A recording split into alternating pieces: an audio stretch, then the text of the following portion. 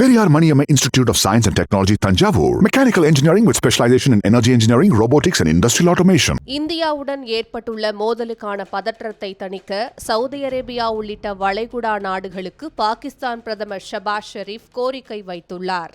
பஹல்காமில் 26 சுற்றுலா பயணிகளை பயங்கரவாதிகள் படுகொலை செய்த சம்பவத்தை அடுத்து இரு நாடுகளுக்கும் இடையே மோதல் ஏற்படுவதற்கான பதற்றமான சூழல் நிலவி வருகிறது.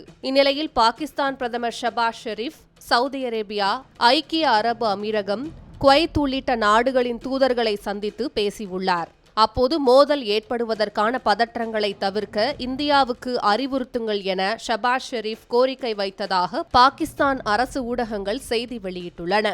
மேலும் பஹல்காம் தாக்குதலில் பாகிஸ்தான் மீது இந்தியா சுமத்தும் குற்றச்சாட்டு ஆதாரமற்றது எனவும் இந்த சம்பவத்தில் வெளிப்படையான சார்பற்ற சர்வதேச விசாரணை நடத்துவதே சரியானது என்றும் ஷபாஸ் ஷெரீப் வலியுறுத்தியுள்ளதாக தெரிவிக்கப்பட்டுள்ளது. முன்னதாக ஷபாஸ் ஷெரீப்பை பாகிஸ்தானுக்கான சீன தூதர் ஜியாங் ஜெய்டாங்கை நேரில் சந்தித்து இந்தியா பாகிஸ்தான் இடையேயான மோதல் குறித்து ஆலோசனை நடத்தியுள்ளார். கடந்த 15 மாதங்களில் சவுதி அரேபியா உள்ளிட்ட நட்பு நாடுகளின் உதவியோடு பாகிஸ்தானின் பொருளாதாரத்தை சரிவிலிருந்து மீட்டுள்ளதாக கூறியுள்ள ஷபாஸ் ஷெரீப் தற்போது பொறுப்பற்ற முறையில் செயல்பட்டு பொருளாதார வளர்ச்சியை சீர்குலைக்கும் நடவடிக்கைகளை பாகிஸ்தான் மேற்கொள்ளாது என்று கூறியதாக பாகிஸ்தானின் அரசு ஊடகங்கள் செய்தி வெளியிட்டுள்ளன.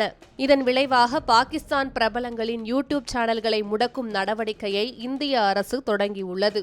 அதன்படி பாகிஸ்தான் பிரதமர் ஷபாஸ் ஷெரீப்பின் யூடியூப் சேனல் நம் நாட்டில் முடக்கம் செய்யப்பட்டுள்ளது. தற்போது அவரது யூடியூப் பக்கத்தை கிளிக் செய்து பார்த்தால் தேச பாதுகாப்பு கருதி அரசு உத்தரவின் அடிப்படையில் இந்த சேனலில் உள்ள கண்டென்ட் நிறுத்தி வைக்கப்பட்டுள்ளதாக குறிப்பிடப்பட்டுள்ளது. ஏற்கனவே சில நாட்களுக்கு முன்பு பாகிஸ்தானை சேர்ந்த 16 யூடியூப் சேனல்களை முதல் கட்டமாக மத்திய அரசு முடக்கியது. நம் நாட்டுக்கும் பாகிஸ்தானுக்கும் இடையே பதற்றம் அதிகரித்து வரும் நிலையில் தவறான தகவல்களை அளித்த குற்றச்சாட்டின் பேரில் இந்த 16 யூடியூப் சேனல்கள் முடக்கம் செய்யப்பட்டன. இதன் தொடர்ச்சியாக தற்போது ஷபாஸ் ஷெரீப்பின் யூடியூப் சேனலும் முடக்கப்பட்டுள்ளது. மேலும் தீவிர பேச்சுவார்த்தை மூலம் வளைகுடா நாடுகளின் நட்பை நாடும் பாகிஸ்தானுக்கு உலகளாவிய நிறுவனங்கள் அளிக்கும் நிதி உதவியை மறுபரிசீலனை செய்ய இந்தியா கோர உள்ளதாக அரசியல் வட்டாரங்கள் கூறுகின்றன. பாகிஸ்தானுக்கு வழங்கப்பட்ட மற்றும் வழங்கப்படவிருக்கும் நிதி மற்றும் கடன்களை மறுபரிசீலனை செய்ய சர்வதேச நாணய நிதியம் உள்பட உலகளாவிய நிதி நிறுவனங்களிடம் இந்தியா கோரிக்கை விடுக்கவிருப்பதாக தகவல் வெளியாகியுள்ளது.